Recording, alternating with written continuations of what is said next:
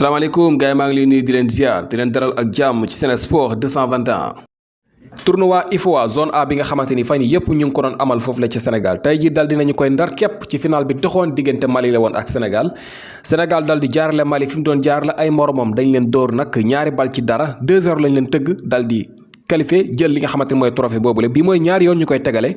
ndax bi mujj Sénégal moo ko jëloon bii mu dale ko jëlati dal di qualifié ci Coupe d'Afrique boobu nga xamante ni war nañu ko amal ca Maroc le 13 mars maanaam fii leeg weer képp ci lañ war a amal Coupe d'Afrique boobu nga xamante ni xale yi am fukki at ak juróom-ñaar ñoo ko war a football diggante le 13 mars jàpp la 31 lay doon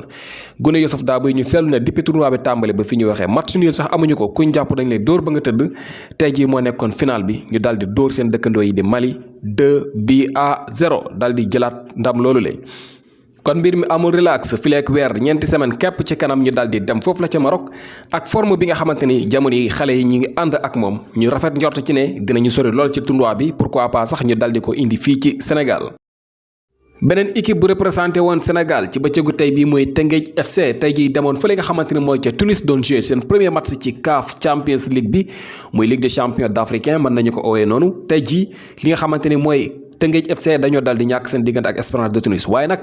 ñu gis match bu rëy bi nga xamante ne Teungueth FC joué nañu ko dal di fekki naar yi foofu la ci seen biir dëkk dal di leen lakkal 8 ndax match bu métti la woon ci naar yi ngan di match la Teungueth FC joué tey yi ñoom sax ñoo njëkk ubbi caaxi ñoo njëkk dugal naar yi waaye nag ñu dal di leen dab dal di leen dóor 2-1 mu nekk match bu métti ci naar yi ba fii ñuy waxee xam naa naar yi ñu ngi xalaat match retour bi ndax xam nañ ne bu ñëwee Sénégal du sedd ci ñoom lii sax waral na ba ñoom ñuy jëm a gàkkal deru Teungueth FC di wax ne dañ doon def ay xon ak yu kenn xamul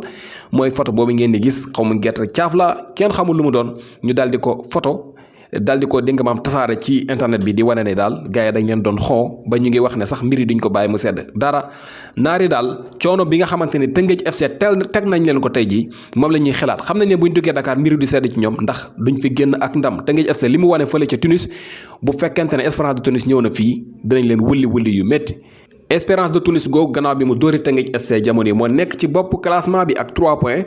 Alger ak Zamalek ñoom dañoo match nul kenn ku nekk ci ñoom benn point la am kon Teungueth FC moo nekk ci 4e place bi ak 0 point ak lu mën a xew comme naar yi la ñu ko seexal ndax ñetti naar a fi nekk muy Espérance de Tunis ak Alger bu Algérie ak Zamalek bu Égypte jamono yi ñetti naar yi yëpp nañ jàpp ne képp ku fi dugg danañ la dóor ba nga daw kon ñu rafet jortu ci ne match bu rëy bi nga xamante ne Teungueth FC amal na ko tey jii bu fekkente ne assuré nañ match yi ñu war a jouer ci suñu dëkk mën nañu qualifier ci second tour bi.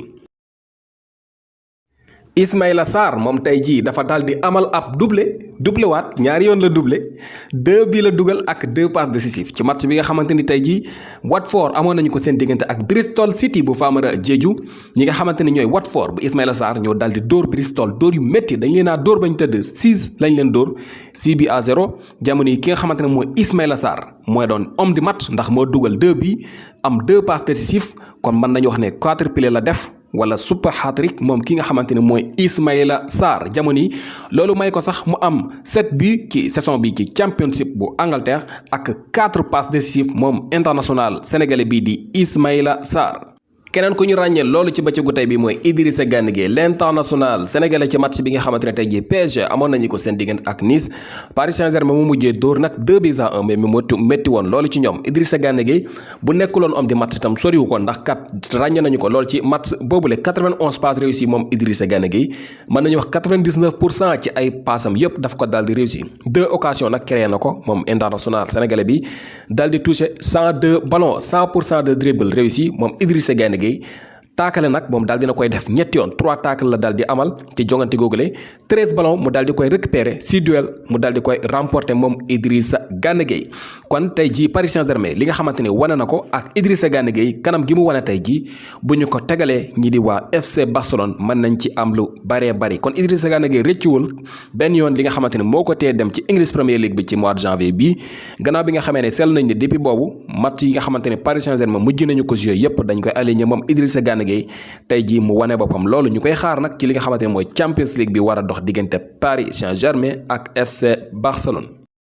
ku ay mbiram doxul tey nag mooy kii di Sadio Mané beneen international sénégalais tey jii mu doon joué li nga xamante ne mooy 200e matcham maanaam ñaar téeméeri jongante foofu la ca couleur Liverpool 200 appearance moom la doon joué tey jii ak Liverpool moom kii di Sadio Mané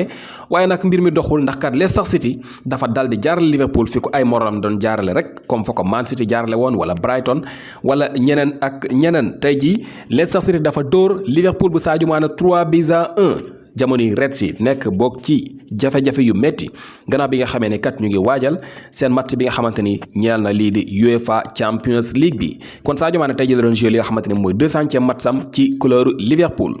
Pape Abou Cissé moom dafa dal di yokk li nga xamante ne mooy contrat am ak club bi nga xamante ne mooy Olympiakos gi ko able foofu la ci AS Saint-Étienne démb ki nga xamante ni moom la ñuy wax Ousseynou Balla woon moo yokkoon contrat am ba 2024 tey jii Pape Abou Cissé moom itam dal dinay extend li nga xamante ne mooy contrat am ba 2024 ak club boobu di Olympiakos lii nag jotewul dara ak li nga xamante ne mooy accord bi nga xamante ne Saint-Étienne amoon nañu ko seen diggante ak Olympiakos ndax kat bu fekkee saison bi jeex na Saint-Étienne ba tey jii am nañu option ngir signé ki nga xamante ne mooy Pape Abou Cissé 10 millions jàpp 12 millions d'euros moom la ñu war a fay waaye nag lu mën a xew bu fekkente ne loolu xewul Pape Abou Cissé dina delluwaat foofu la ci Olympiakos te contrat bi dem na ba 2024.